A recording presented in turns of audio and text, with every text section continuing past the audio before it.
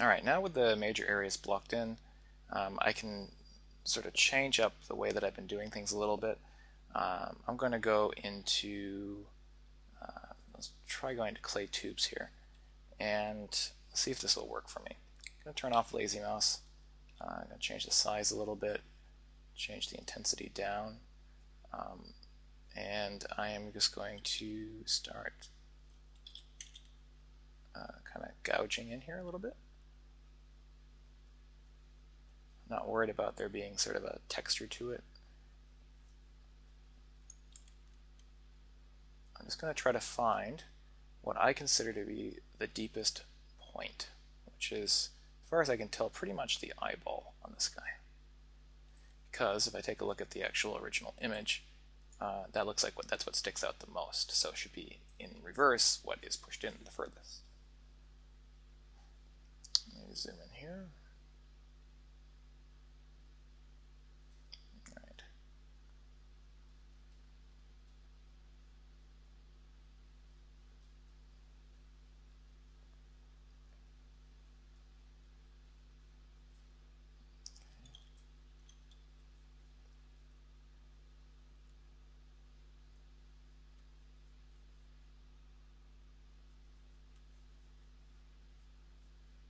A little bit of contrast to the shapes there.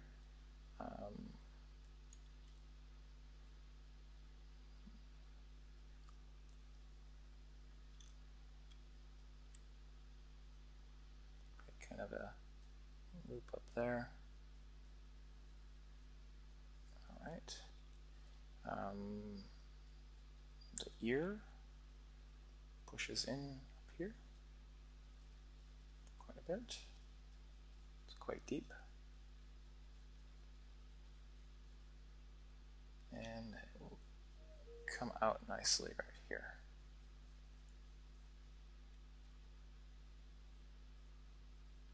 Might increase my intensity slightly.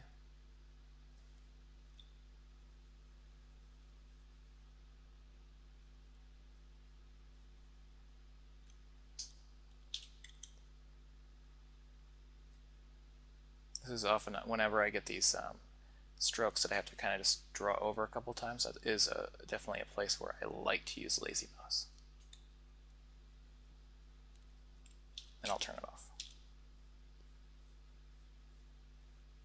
Also, it's worthwhile to kind of come to this, take a look at the side here and make sure that you know, the amount of detail that you think you're getting is accurate, because right now I can tell that I don't have nearly as much as I thought I did.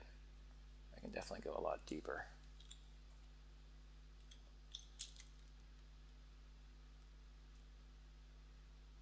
Especially through here.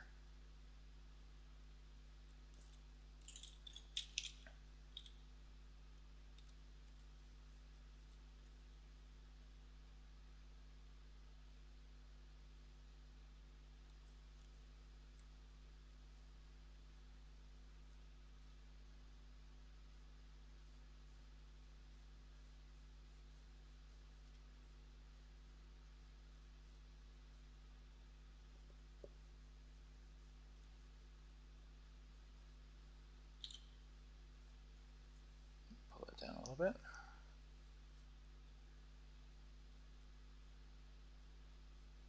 Okay. All right, so I'm starting to get something that, you know, matches up with what I'm after here, and this is really the way I would just proceed throughout the remainder of this image. You know, trying to pull in the edges here. Just try to smooth that out a little bit more. I might go back to the clay brush for that, so that it's a little bit more even, a nice even transition there. All right. Smooth and pull the intensity down a little bit so that's not so gigantic. Let's smooth out these areas here. Another thing too with when you're working in DynaMesh,